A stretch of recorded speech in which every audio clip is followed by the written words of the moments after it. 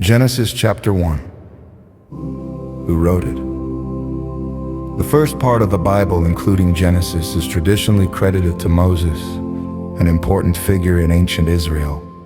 Modern scholars think Genesis was compiled from older stories and oral traditions over many centuries. When was it written? Traditionally, Moses lived around 1400–1200 BCE. Scholars suggest the final form of Genesis was written around 500–600 BCE, during a time when the Israelite people were reflecting on their history and culture. Who was it written for? Originally for the Israelite people to explain where the world, humans, and their community came from. It was meant to help people understand life, purpose, and how they relate to the world around them. Why was it written? To tell a story about the beginning of the world and life, to show that the universe has order, structure, and intention. To help people reflect on their place in the world and how to live responsibly. To preserve the culture, history, and ideas of the Israelite people for future generations.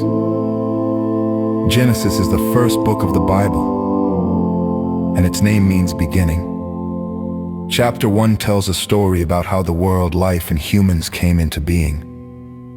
It was written a long time ago, originally for the Israelite people to help them understand the world, life, and their role in it. Even if you don't share that faith, this chapter is a fascinating story about the origins of everything, showing order, purpose, and care in how the world was formed. In the beginning, God made the sky and the earth. The earth had no shape, and it was empty. Darkness covered the deep waters, and God's Spirit moved over the water. God said, "Let there be light," and there was light.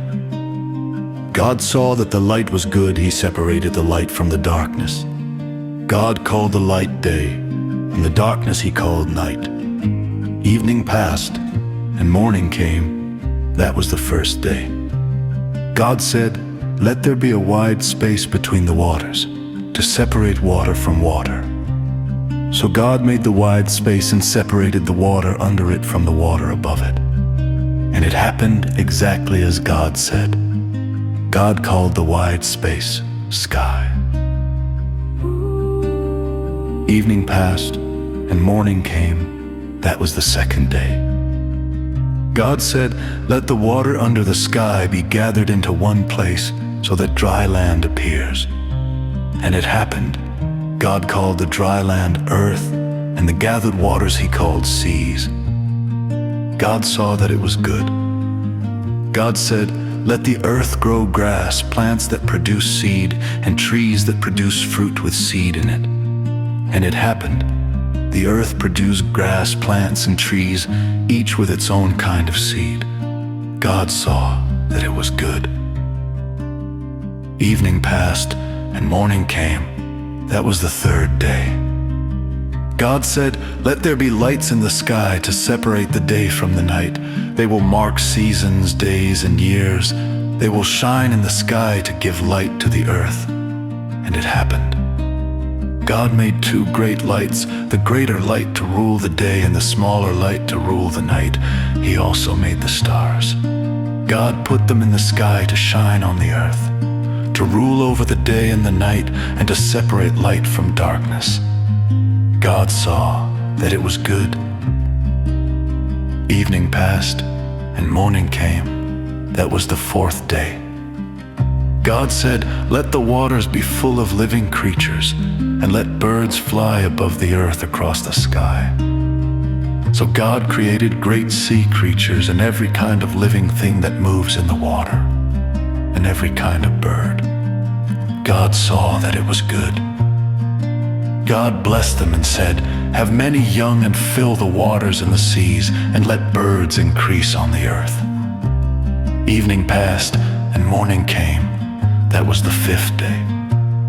God said, "Let the earth produce living creatures of every kind, animals that live on the land, wild animals and small creatures." And it happened. God made all kinds of animals, each according to its kind. God saw that it was good. Then God said, "Let us make humans in our image to be like us. They will rule over the fish, birds, animals, and all the earth." So God made humans in his own image. He made them male and female. God blessed them and said, "Have many children fill the earth and rule over it." God said, "I give you every seed-producing plant on the earth, and every tree that has fruit with seed in it for food. I also give green plants as food for every animal, bird, and creature." And it happened. God looked at everything he had made, and it was very good. Evening passed, and morning came. That was the sixth day.